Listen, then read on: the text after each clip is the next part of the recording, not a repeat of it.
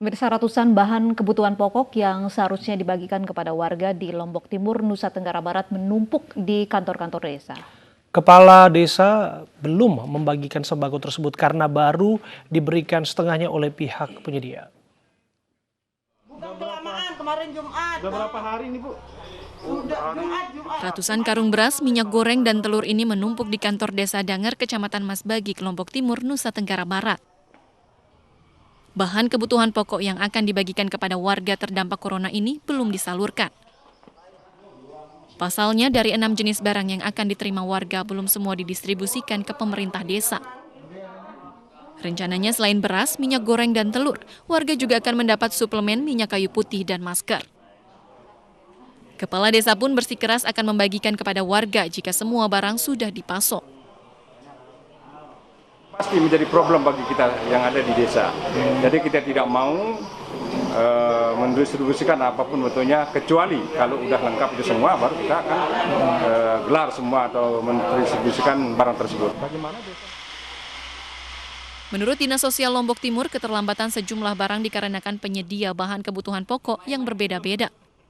Pemerintah Provinsi Nusa Tenggara Barat mengalokasikan sembako gemilang kepada 37.500 kepala keluarga di Lombok Timur. Dari Lombok Timur, Nusa Tenggara Barat, Ramli Nurawang, iNews melaporkan. Sementara itu, warga di Pematang Siantar, Sumatera Utara mengabaikan imbauan jaga jarak saat antre pembagian bantuan sembako. Petugas yang berjaga tidak mampu membuat warga tertib, bahkan ada warga yang tidak mengenakan masker.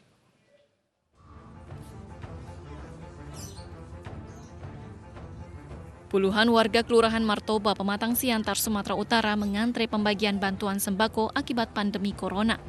Namun banyaknya warga yang datang secara bersamaan mengabaikan imbauan tetap menjaga jarak untuk mengantisipasi meluasnya penyebaran virus corona.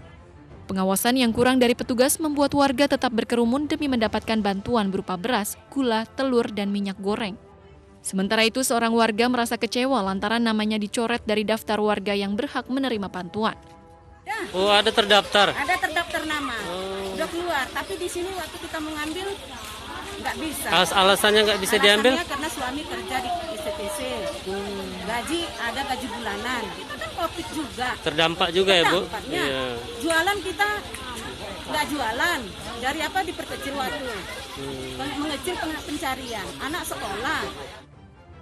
Warga berharap pemberian bantuan dari pemerintah dampak virus corona bisa tepat sasaran. Dari Pematang Siantar, Sumatera Utara, Dharma Setiawan, iNews melaporkan. Bantuan langsung tunai di Bolaang, Mongondo Timur mendapat protes di tengah kondisi perekonomian yang melambat akibat virus corona. Dana desa pun ikut tergerus ya. Dan benarkah dana desa dialihkan untuk BLT? Saat ini kami sudah bersama dengan Menteri Desa PDTT Abdul Halim Iskandar. Assalamualaikum, selamat malam Pak Menteri. Waalaikumsalam. Pak Menteri, sebelum kita berbincang, kita simak dulu informasi mengenai apa yang terjadi di Bolaang, Mongondo Timur. Pemerintah harus menyiapkan beberapa kebutuhan publik akibat pembatasan. Saya waktu itu mengambil keputusan pertama bahwa dari 81 desa, dana DD-nya itu per 100 juta kita akan kelola dan kembali akan diberikan kepada masyarakat dalam bentuk sembako, kemudian APK, kemudian persiapan untuk melakukan semprot disinfektan. Kenapa Anda sampai harus marah begitu, Pak Sehan? Persoalannya begini, saat kita sudah menetapkan itu, tiba-tiba turun surat Menteri Desa bahwa dana desa hanya dapat digunakan untuk padat karya, tidak boleh untuk pembelian sembako. Bahkan waktu itu di dalam konferensi pers kita bicara dengan Pak Gubernur Sulawesi Utara, dia melarang karena ada. Tapi kan sudah dicabut Pak oleh Kemendagri yang minta dana desa untuk penanganan corona boleh gitu Pak. Oke. Nah ini awal. 1 minggu kemudian turun surat Menteri Dalam Negeri memerintahkan Bupati untuk segera memerintahkan kepala desa untuk melakukan perubahan dana desanya dengan mekanisme membicarakan dengan BPD. Tapi ada yang menarik di situ, tidak perlu ada evaluasi dari pemerintah daerah, sehingga saya pun tentunya melihat bahwa ini akan ada kesulitan pada pertanggungjawaban karena Juknis itu harus keluarkan perbuk dari peraturan bupati. Tapi biarlah kita jalankan ini. Nah, minggu berikut turun lagi surat Menteri Desa membatalkan yang pertama dan memerintahkan untuk dapat dilakukan juga untuk BLT. Nah, persoalannya dari Menteri Sosial juga menurunkan surat untuk BLT. Maka dua dinas ini antara dinas pemberdayaan masyarakat dan pemerintahan desa serta dinas sosial itu melakukan pendataan itu begitu kesulitan. Nah, di mana awal pertama? Karena saya sudah menurunkan bantuan kepada masyarakat, tapi terkendala, Mbak. Terkendala oleh masyarakat yang dapat PKH tidak boleh dapat, yang mendapatkan BLT dari dua kementerian tidak boleh dapat. Baik, Pak Abdul Halim, benarkah ada tumpang tindih antara kementerian Anda dengan Kementerian Sosial begitu yang sama-sama memberikan bantuan langsung tunai untuk warga yang terdampak corona? Namun ini jadinya terjadi kesulitan begitu Pak untuk pendataan warga yang berhak untuk mendapatkan BLT tersebut. Jadi prinsip dasar dari kebijakan pemerintah pusat itu adalah mengedepankan sisi kemanusiaan. Itulah makanya Bapak Presiden memberikan perhatian yang sangat serius terhadap warga masyarakat yang terdampak COVID-19. Dari jaring pengaman sosial yang ada, Bapak Presiden menambahi. Jadi semula yang ada itu kan PKH, kemudian bantuan pangan non-tunai. Ini sudah berjalan selama ini. Nah, karena COVID itu situasi normal ya. Dua hal itu situasi normal. Kemudian karena COVID-19 ini, kemudian Bapak Presiden nambahi satu, melalui anggaran Kementerian Sosial, bentuknya bantuan sosial tunai. Yang kedua, melalui dana desa, bentuknya bantuan langsung tunai dana desa. Nah, semua ini, empat-empatnya ini, nanti ditambah satu lagi, kartu prakerja. Nah, akhirnya ada 5 nanti. Nah, 5-5-nya ini tidak boleh saling bertumpu. Supaya apa? Supaya warga masyarakat yang terdampak itu dapat semua. Tidak ada yang kemudian ada yang dapat bantuan sosial tunai dari Kementerian Sosial, kemudian dapat lagi dari BLT dana desa. Itu tidak boleh terjadi. Nah, supaya apa? Supaya seluruh warga masyarakat yang terdampak itu dapat, tidak ada yang space kosong. Ini yang dihindari. Harapannya Pak Presiden ingin agar seluruh warga masyarakat terdampak itu mendapatkan jaring pengaman sosial dari masyarakat. Belum lagi yang di kota. Di kota bukan sekedar dana tunai, tapi juga sembako, misalnya Jabodetabek. Mereka-mereka yang tidak boleh mudik, itu juga diperhatikan oleh Bapak Presiden dengan memberikan sembako. Nah, jadi semua itu konteksnya harus dilihat pada kepentingan kemanusiaan. Jadi tidak boleh double-double begitu ya Pak ya. Jadi penerima BLT tidak boleh menerima PKH dan juga sebaliknya. Tapi Pak, BLT ini menurut Bupati Bolaang Mongondo tidak jelas Pak turunnya kapan. Belum lagi hal ini menyebabkan sembako bantuan itu justru menumpuk, birokrasi yang panjang tidak bisa dibagikan langsung kepada masyarakat. Jadi BLT dana desa itu bersumber dari dana desa. Jadi ada 3 hal ya. Ada 3 hal yang harus dibiayai atau digunakan dana desa. Jadi posisi Kementerian Desa adalah memberikan satu skala prioritas penggunaan dana desa. Dalam konteks COVID, dana desa digunakan 3 hal. Pertama, untuk kepentingan pencegahan dan penanganan COVID-19. Ini pertama kali kita keluarkan. Bentuknya apa? Melakukan sosialisasi, penyemprotan disinfektan, penyiapan tempat-tempat cuci tangan pakai sabun, pakai air mengalir, penyiapan tempat isolasi desa, mengantisipasi berbagai kemungkinan. Kemudian setelah ini ya, untuk COVID-19 juga untuk padat karya tunai desa. Nah, 2 hal ini adalah sebuah kebijakan yang sudah terakomodasi di dalam Permendes nomor 11 tahun 2019. Di sana sudah ada, sehingga saya tidak merubah peraturan Menteri Desa karena hanya dua-duanya sudah Pak Menteri, akomodir. mohon maaf saya potong Pak Menteri. Kemudian satu lagi, sebentar, satu lagi. Halo? Ya, silakan Pak Menteri. Nah, jadi dua ya, itu sudah cukup surat edaran semula. Kemudian muncul lagi ya tambahan kebijakan pemerintah, Pak Presiden menghendaki agar dana desa bisa juga digunakan untuk bantuan langsung tunai desa. Nah, karena untuk BLT ini belum ada payungnya di Permendes nomor 11, maka saya melakukan perubahan Permendes. Keluarlah peraturan Menteri Desa nomor 6 tahun 2020. Jadi pada hakikatnya tidak ada perubahan kebijakan. Yang ada adalah penambahan kebijakan. Semula hanya untuk pencegahan dan penanganan COVID-19 dan padat karya tunai desa. Kemudian ada kebijakan baru penambahan untuk bantuan langsung tunai desa. Dan itu semua ada rumusnya, ada aturannya. Baik, gitu kalau payung hukumnya sudah dijelaskan, pertanyaan berikutnya adalah cetak biru BLT dana desa ini rujukan datanya untuk 12 juta masyarakat miskin ini tahun berapa? Apakah ini mungkin berubah dengan situasi ekonomi yang seperti ini? Karena ini angka yang tidak sedikit, ada 22 triliun pagu anggaran dana desa yang disiapkan untuk warga. Jadi begini, dana desa ada 3 klaster di dalam Permendes. Pertama, desa yang mendapatkan alokasi bantuan transfer dana desa di bawah 800 juta mengalokasikan 25%. Ya. Jadi 25% dari dana desa selama 1 tahun digunakan untuk BLT dana desa untuk desa yang dana desanya di bawah 800. Satu.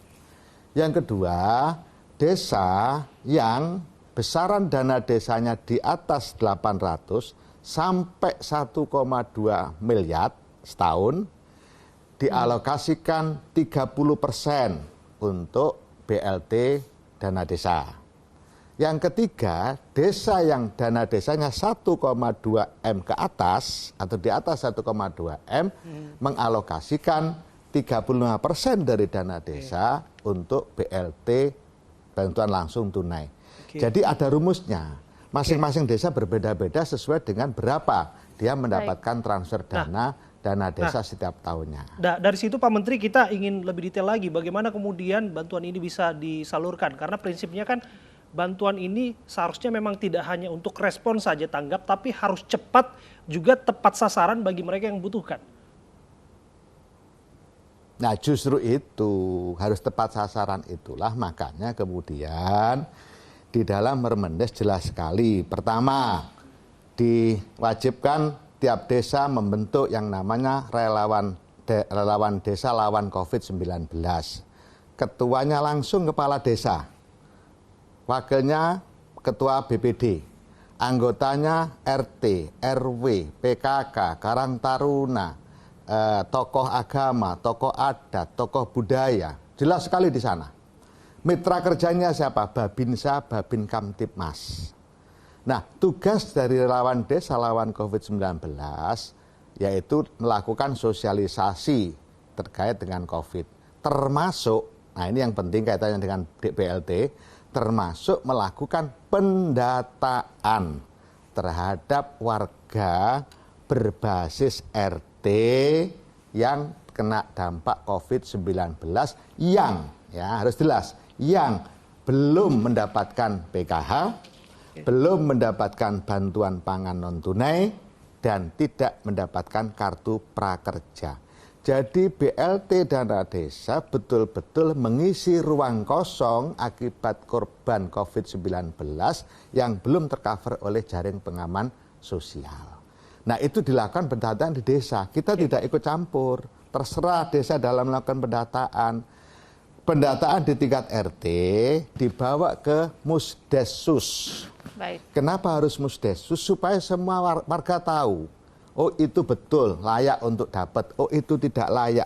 Inilah supaya terjadi satu focusing yang bagus sehingga dana BLT dana desa itu betul-betul tepat sasaran. Baik, tepat sasaran, Nah, tapi itu diharapkan juga butuh birokrasinya proses. tidak terlalu panjang ya Pak Menteri, biar masyarakat terutama yang terdampak COVID ini bisa langsung merasakan bantuan tersebut untuk menyambung hidup mereka. Terima kasih Pak Menteri, Pak Abdul Di Halim. mana sudah letak birokrasi panjangnya di mana? Salah satunya adalah terkait dengan harus pembukaan rekening begitu Pak, menurut Bupati Bolaang Mongondo Timur. Padahal masyarakat miskin juga Jadi belum bisa membuka rekening. begini saya jelaskan dulu ya. Jadi saya jelaskan dulu. Pembukaan rekening, penggunaan rekening itu untuk daerah-daerah yang memang memungkinkan. Kenapa kita lakukan itu? Pertama, demi keamanan kepala desa supaya tidak repot-repot ngambil dana. Yang kedua, menghindari kerumunan. Karena kalau diberikan dalam bentuk tunai, dalam bentuk cash, itu pasti ada terjadi kerumunan. Seperti yang sudah-sudah, sembako dan seterusnya, yang kemudian tidak jaga jarak. Jadi protokol kesehatannya bisa tertangani dengan baik. Tetapi harus diingat bahwa itu bentuknya adalah sebuah himbauan yang memang agak lumayan kita harapkan betul, tetapi bukan mutlak. Kalau memang tidak bisa, ya tetap pakai tunai. Semua sudah jalan sekarang, misalnya di beberapa desa itu door to door. Akhirnya dari satu rumah ke rumah lain diberikan dengan bentuk tunai, tidak melalui rekening. Ya, terima kasih untuk informasi Anda, Pak Menteri, sudah berbincang bersama kami, Menteri Desa dan PDTT. Dan pemirsa, kita ke informasi berikutnya. Warga di Warakas, Jakarta Utara sempat dihebohkan dengan pembagian nasi bungkus jelang berbuka puasa. Warga mengira nasi bungkus berisi lauk pauk yang haram untuk dikonsumsi. Namanya nasi saya ambil lah, orang saya dikasih. Nah ini saya lihat ini nasinya ada bacanya nasi anjing. Nasi anjing. Nasi anjing. Ini buat orang yang nggak tahu dikasih nasi bungkus sangkain sembako. Orang yang tidak mampu, tapi isinya ini daging anjing nih. Warga Warakas, Jakarta Utara sempat salah paham dengan pembagian nasi bungkus bergambar anjing jelang berbuka puasa. Warga mengira nasi bungkus berisi lauk pauk yang haram dikonsumsi oleh warga Muslim. Warga pun melaporkan temuan ini ke polisi. Setelah mendapat laporan, pihak kepolisian Jakarta Utara memanggil pemilik Yayasan Kahal yang membagi-bagikan nasi bungkus. Pihak yayasan meminta maaf dan memastikan isi nasi bungkus halal karena berupa nasi, telur, daging, sosis, dan tempe. Yang kami anggap kan nasi kucing sudah terkenal Pak. Nasi kucing kan jumlahnya sedikit. Makanya kami jelaskan itu nasi anjing karena sedikit lebih banyak dari nasi kucing. Makanan itu tergantung yang bahan yang kita beli Pak ya. Jadi kita tahu pokoknya kita nggak mencari bahan-bahan yang tidak masuk akal lah. Jadi seperti yang pertama kita ada seperti cumi atau apa kan kita tahu itu memang kita percaya itu halal, memang kita melakukan dengan halal. Ketua RT 11 RW 12 di Warakas, Jakarta Utara menyayangkan hal ini karena sebagian warganya resah dan membuang nasi bungkus yang diterima. Namun permohonan maaf sudah diterima oleh warga. Nah, dengan pertemuan ini juga kita sudah saling memaafkan di antara kedua belah pihak. Setiap harinya Yayasan Kahal membagikan 100 nasi bungkus ke warga di 3 RT di wilayah Tanjung Priok. Tim Liputan iNews melaporkan. Guna membantu warga yang kurang mampu yang terdampak pandemi corona, Unhan Peduli menyebar ratusan nasi kotak di beberapa lokasi di Jakarta, Depok, dan Bogor.